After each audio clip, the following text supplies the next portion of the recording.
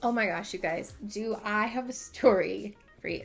Last week, I was super fortunate enough to have been able to volunteer at one of the vaccine sites here in Arizona. I was able to volunteer as a non-clinical vaccinating. No, I was able to volunteer as in a non-clinical position. So basically, I was outside for 6 hours helping to direct the traffic, help people find their ID numbers, their appointment ID numbers, stuff like that, for everyone that was able to get the vaccine and had an appointment yesterday. And in turn, for volunteering, you get the vaccine. So I was able to get vaccinated with my dad. Actually, we were both volunteering. Paul had volunteered earlier that week. Just in general, we're very thankful that we were able to sign up for this. If your state has the ability to volunteer, highly recommend it. Arizona has a ton of options. If you live in Arizona, 1000% recommend volunteering. It's a lot of fun. You get to feel really helpful. You get to keep the line moving as far as vaccinations go. And in turn, you get the vaccine. If you're wondering, the only real symptom that I had for my first vaccination was just my arm felt really sore yesterday. The other symptom that has nothing to do with the vaccine in general is my dumbass didn't wear sunscreen because I am dumb. I've lived in Arizona for 25 years. You think I would know at this point. If you're going outside for any period of time, you should put sunscreen on. It was early. I don't know. I can make up a million excuses. Moral of the story here is I did not put sunscreen on other than at one point in the day they came around with spray sunscreen. I put a little bit on my forehead and then my arms and on my neck, back of my neck. Didn't think of the sides of my face or the front of my neck, which is really what we're getting into here. Finished my shift, got home, took my mask off, realized we had these nice squares here, the lines from my sunglasses, and this really cool block around my eyebrows. So next day, take a shower, and in the morning, this is what I looked like. This was yesterday. As you can see, it's pretty bad. So I wanted to try and make lemonade out of the lemon of shit that was on my face and do a video showing how to cover really bad, really uneven, horrible sunburn. This is pretty easy to do and you probably have all of the things at home. The main thing that you need is a green concealer, as I'm sure that you guessed. But as far as making sure that your sunburn goes away quickly, I had a lot of advice on Instagram to use like a 50-50 blend of water or a diluted 50% apple cider vinegar and put that on. I also got this stuff called Sunburn, which actually has been working really well. It's like this aloe blend that I've been putting on like all of the time, which I feel like has made a huge difference just in 24 hours from yesterday to this morning. It's really important to use aloe and moisturizers to keep your skin actually moisturized so it doesn't peel. And then you want to use things like aloe or ice packs or mixing vinegar and water, something to pull the heat out of your skin, and that also will help with the redness. But sometimes that's not enough. We have to go somewhere. We want to look at ourselves in the mirror and not want to yell at ourselves like I have for the last 48 hours at this point. And we need to cover it. So this whole video is going to be showing you what I do, or what I did, to get my skin to look like this instead of like that, because we don't want to look like that. So hope this is helpful. Keep watching. So here I am, just took a shower. This is 2 days after I was out in the sun. It's definitely not as bad as the first one I showed you. I gotta fix this earring is so weird because like it fits in my ear this way, right? When I sleep, it's more comfortable backwards. And I can't figure out why, but beautiful, awful sunburn lines, not cute. We're going to fix that today. So the main thing you want to keep in mind when it comes to sunburn, really on my face, it doesn't hurt. I know it looks bad. It doesn't really hurt. This is the only area that kind of hurts, but it's really not as bad as it looks. And I know it looks bad. Moisture is going to be the key thing here because we don't want to peel. I'm going to go ahead and put this in my hair just so that it's out of the way. And then what I'm going to use here is my primerizer, first of all, because it has the moisturizer in it. It's also going to give my skin something to grab onto. So I'm going to make sure to put that. And we're also going to be putting this down here too. It's the weirdest tan lines ever. Like it's not down here. It's just like this. The way that this is going to work is it's going to be a lot of color correcting, a lot of hydrating products, and a little bit of a darker foundation to help blend everything together. So the first thing I'm going to do after putting on my primer and my moisturizer, because this is a 2-in-1, Also this weird band on my eyebrows. Oh my god, I could go on forever. But after we put this on, I'm going to use a color corrector.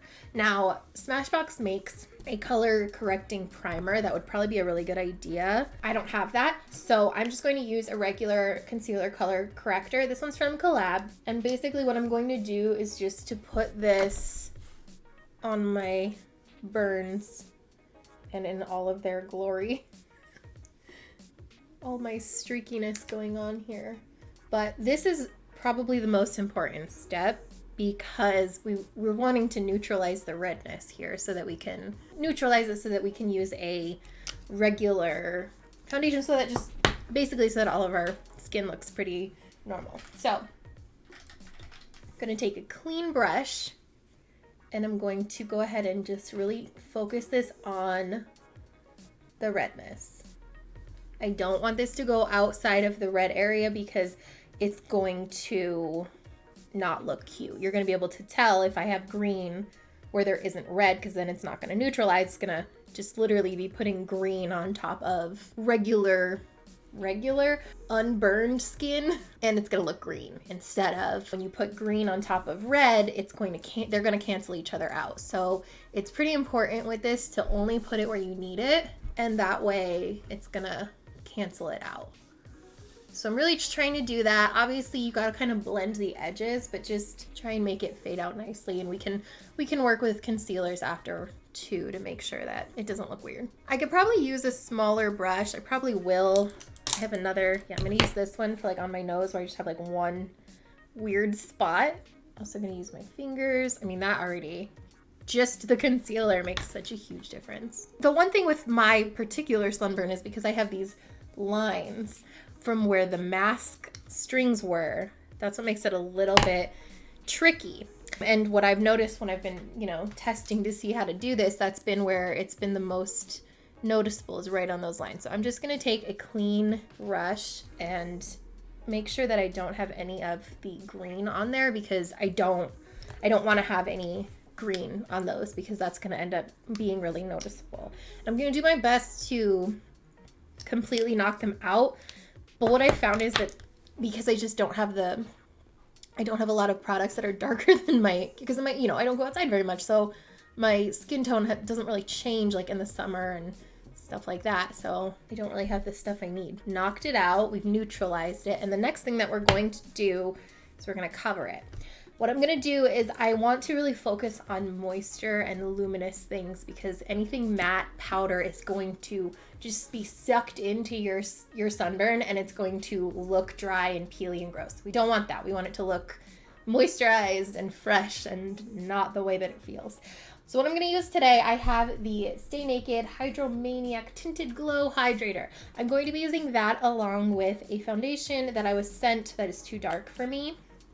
It's from Dermablend. It says Flawless Creator. The color is in 25N, which is just one shade darker than my normal color. Usually when I get foundations, I get 20, like a neutral 20 is what I aim for. So I'm gonna take both of those, blend them together. So this is also good because since it's a tinted moisturizer and it's glowy, and it's giving it a little bit of a darker tint because of the actual foundation. And I'm gonna put that all over my face. And so I'm just using, this is a Sigma 3D HD Kabuki that I'm using right now. And the main thing right here is I'm just going to pat it on top of the sunburn so that I'm not moving the concealer,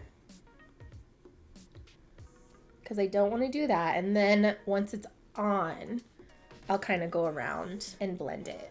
I'm also going to be using a beauty blender, or I don't know who makes this one. I gotta go clean it because it's really dirty. But because that's gonna also help to just make sure everything is really blended in. One thing I did notice with this technique is while it really does cover, I'm personally someone who doesn't like to feel my makeup on, and you can see that there's a lot of makeup going on here because we're covering a lot of discoloration.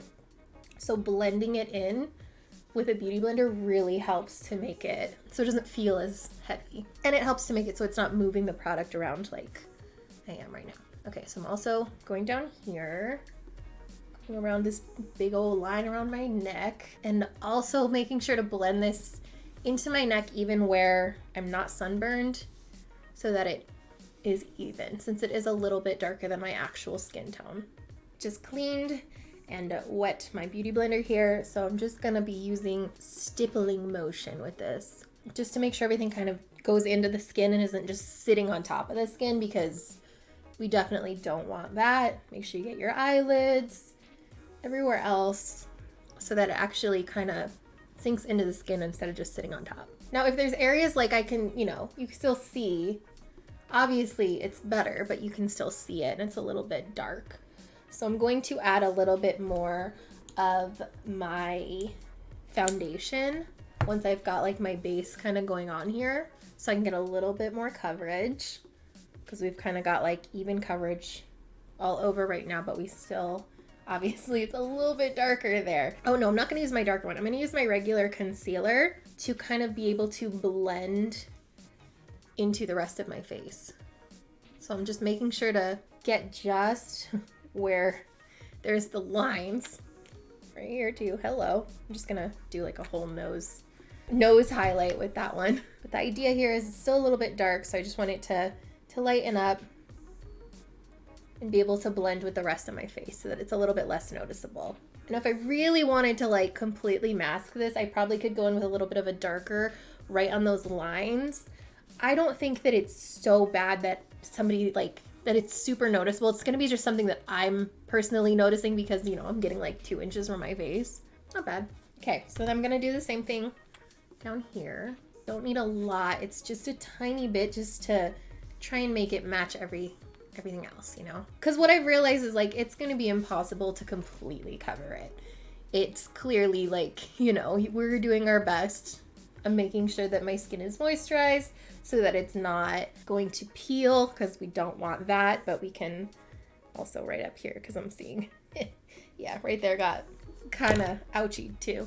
So that looks pretty good. I'm gonna add a little bit of bronzer, which will also help to kind of conceal some of these like really great lines, since this is already an area that I would put bronzer. So I'm just gonna add a little bit more than I normally would on the sides of my cheeks, so that again, it can mask it a little bit. It'll be able to mask, because I have mask lines on my face. It'll be able to kind of hide those sunglass and mask lines around my chin and on my cheeks.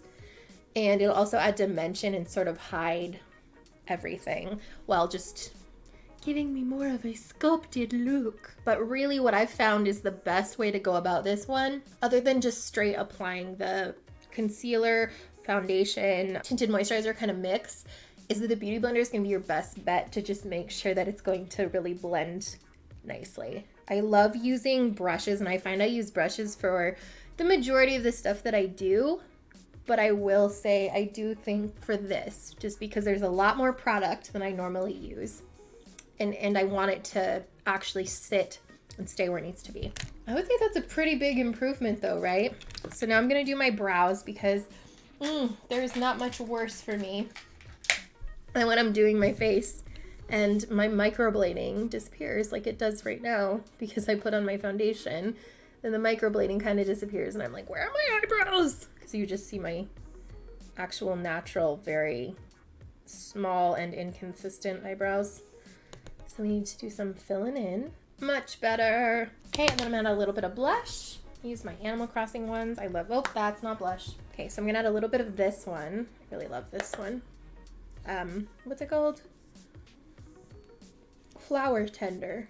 So the last thing that you can do, I feel like this, it's not too heavy, but if you wanted to take a powder, you could take a very light. So like I'm gonna get it in here, tap off a ton of it, and I'm just gonna lightly put it on because I don't want this to add any texture. It's more so just setting. You just do a light bit of that. That would be the last thing that I would recommend.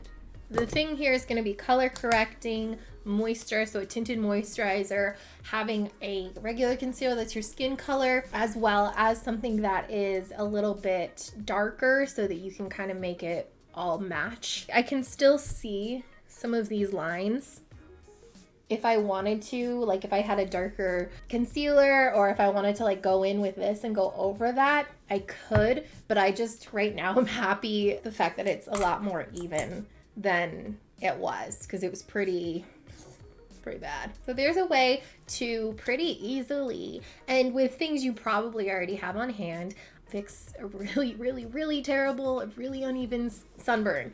Yeah, the main thing that you need, I would say, that you might not have at home is a green tinted concealer. That's going to be seriously the key to knocking out all of that color. So I hope this was helpful to some of you, and I'll see you soon.